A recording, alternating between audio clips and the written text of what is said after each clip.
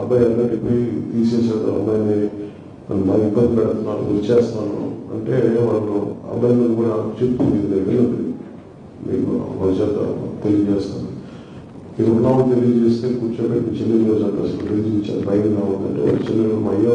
చేయాలంటే పోలీసు అయితే ఇద్దరిని విడిగా పట్టుకొస్తున్నారు ఏం జరిగింది తెలియదు కారణంలో వెతుకుతారు ఇక్కడ మీకు ఎందుకు చెప్తున్నానంటే ఒక తల్లి తాలూకు వేదన ఏడుపు కథ 5 సంవత్సరాల కాలంలో ప్రతి ఒక్కరు బాగుంటారు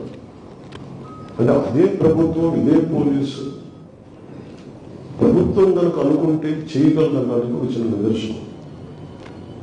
ఆంధ్రప్రదేశ్ నుంచి గతంలో 30,000 సంవత్సరాలు 30,000 ఆడపిల్లలు అదృశ్యం రకరకాల కారణాల వల్ల దాని మీద మనకి ఏం చేయలేదు మనం ఈ రోజున దానిలో భాగంగానే నాకు చాలా కదిలి మన బాధ్యత తీసుకోవాలని చెప్పి ఈ రోజున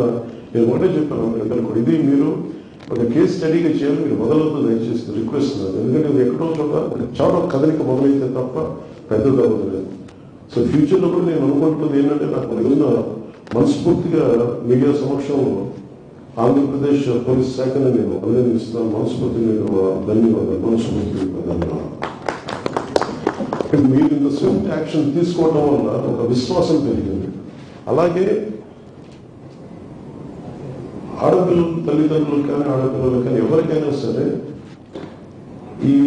లవ్ ట్రాప్స్ ఏదైనా వేసి మమ్మల్ని ఇబ్బంది పెడుతుంటే మీరు మన సరైన లేదా అనేది మీరు ఎప్పటికప్పుడు చాలా జాగ్రత్తగా చూసుకోవాలి ఎందుకంటే 24 hours తర్వాత అమ్మాయి మిస్ అయిందంటే దొరకడం చాలా కష్టం మర్చిపోమన్నారు 48 hours అయితే ఇంక మీరు మర్చిపోవడం వెళ్ళిపోతారో తెలియదు బాంబే వెళ్ళిపోతారో తెలియదు బెంగళూరు వెళ్ళిపోతారో ట్రేస్ అవుట్ చేయలేమని చాలాసార్లు పోలీసు వ్యవస్థ నిస్సహాయత ఉంటుంది కానీ మన ఆంధ్రప్రదేశ్ పోలీసుని అభినందించాల్సింది 9 నెలలు మిస్ అయితే పట్టుకోగలిగారంటే hats off to AP police అంత పట్టుకున్నా నాకు సర్ప్రైజ్ అనిపించింది నాకు మిడ్ నైట్ చెప్పాను నాకు ఇట్లా వచ్చింది ట్రేస్ అవుట్ చేసాం అంటే నేను వెంటనే రేపు రివ్యూ మీటింగ్ మధ్యలో మాట్లాడతానని చెప్పాను సో కమిషనర్ పోలీస్ గారిని కూడా అభినందించాను విజయవాడ కమిషనర్ పోలీస్ గారిని సో మాకున్న కోరిక అంటే నేను భవిష్యత్తులో కూడా క్యాబినెట్ దృష్టికి తీసుకెళ్లాల్సింది ఏంటంటే అసలు ఇంతమంది ఆడపిల్లలు అదృశ్యం అయిన కదా దీని మీద ఒక స్పెషల్ కమిటీ ఎందుకు పెట్టలేదు గత ప్రభుత్వం ఇప్పుడు మనం ఏం చేయాలి ఇది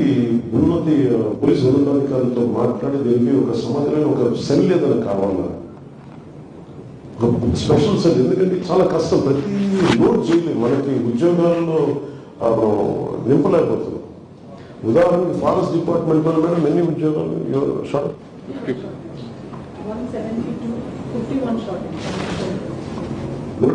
అదే తక్కువ బట్ 50+ షార్టేజ్ దాంట్లో DM4 నుంచి beat officer forest beat officer దాకా అలాగే ఏ శాఖలో తీసుకున్నా కానీ సిబ్బంది కోరుతుంది దాన్ని ఎలా చేయాలి అలాగే పోలీస్ శాఖ వచ్చేటప్పటికి అందరికీ నాకు కూడా పోలీసు అధికారులకి నాకు లోడ్ పెంచడం నాకు ఇష్టం లేదు ఒక వ్యక్తి ఎన్ని పనులు చేయగలరు ఎన్ని కేసులను హ్యాండిల్ చేయగలరు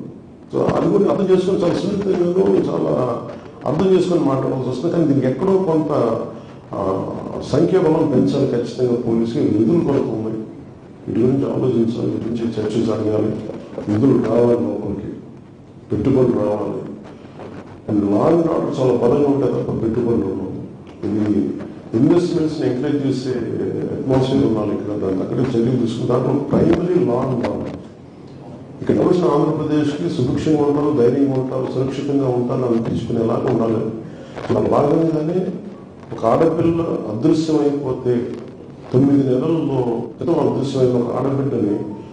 less than 72 hours trace out చేసి పట్టుకున్నాం అది కెపాసిటీ ఉన్న పోలీస్ డిపార్ట్మెంట్కి మన ఐపీఎస్ అధికారులకి మన ప్రతి పోలీస్ డిపార్ట్మెంట్ వ్యక్తికి సో దాన్ని సద్వినియోగం చేసుకొని ఒకటే ప్రపోజల్ భవిష్యత్తులో పెట్టాలనుకుంటున్నాం స్పెషల్ సెల్ ఎస్పెషల్ ఇసి కేసులకు సంబంధించి ఎందుకంటే ఇది హెవీ హ్యూమన్లీ ఇంపాస్ అంతమంది 30 ఆడపిల్లలు మిస్ అయిపోతే ప్రతి కేసుని ఎప్పటికప్పుడు కొత్త రిజిస్టర్ అవుతాం ఎన్ని పట్టుకోవడం సమయం పడదు బట్ ట్రేస్ అవుట్ చేయడానికి చాలా బలంగా నిర్ణయం తీసుకున్నాం భవిష్యత్తు దీన్ని తీసుకెళ్తానని తెలియజేసుకుంటాం ఈ రివ్యూ మీటింగ్స్ గురించిన అధికారులు